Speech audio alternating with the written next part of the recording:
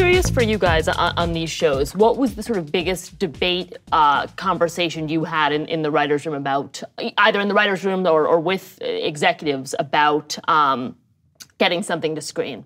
A big debate we had was like, do black people call the cops?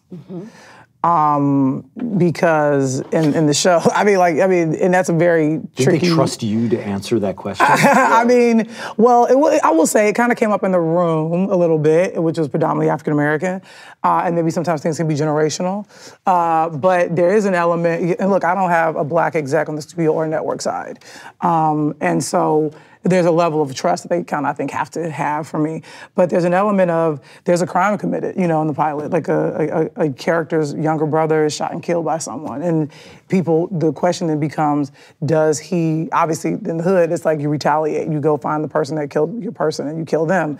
But then the question became, does he call the cops? So he is dating someone, as I like to say, from the right side of the tracks, who says, maybe you should do that. But I think for him, we gave him the line of saying, I'm not about to call the cops. Like, the cops are not about to do nothing. I figured this out.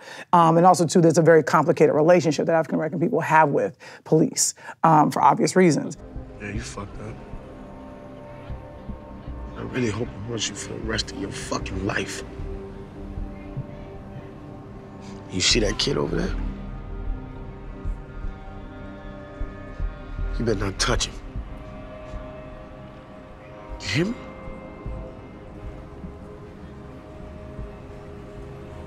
More fuck-ups.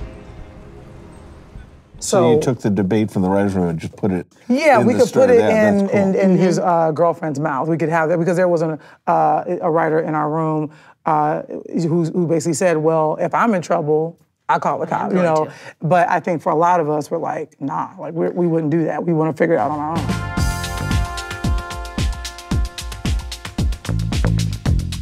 I think you've said, and I'm quoting you here, the hardest thing about being a black writer in this town is having to pitch your black story to white executives, which you alluded to earlier.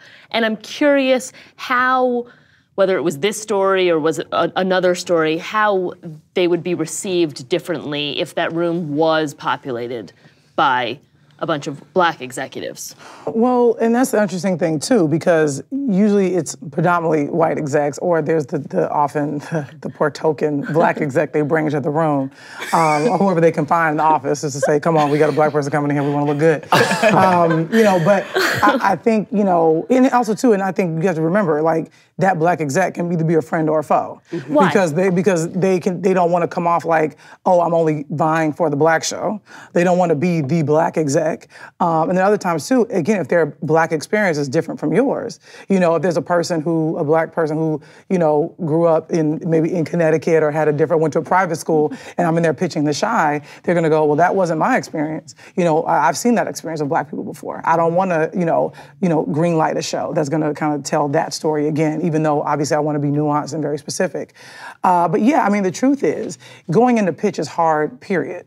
But what I think people don't realize when you're someone who is othered, because it's not just for black people, but you can be, if you're a trans person, if you're someone who, maybe has a certain disability, or maybe if you, have autism and you want to come and tell a story about that. If you're sitting with people who that's not their experience, if you have something that's phenomenal and they can just kind of relate and get it, they'll do it. But oftentimes there's a level of a not understanding and not being able to relate. So they're like, and even the story could be great and unique and specific, but they're like, we don't get it. Or I don't know that world. Because also too, you gotta remember, the top execs, the people with green light power, they live in Brentwood. They live there. Their kids go to private school, it's Big Little Lies.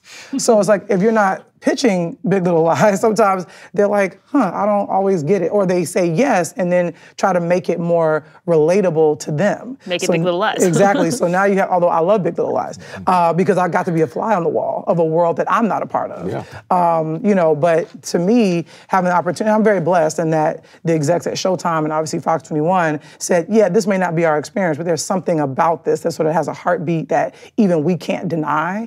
But that's why I often tell people, sometimes when you are othered, you better come in there with something so phenomenal and so amazing that even though it's from a world that isn't theirs, there's something about it they can connect to. There has to be, because there has to be the universal law where it's about a person just trying to survive or trying to live. And even if those people don't look like them or come from the same walk of life, they still can say, I get it. I want to watch that.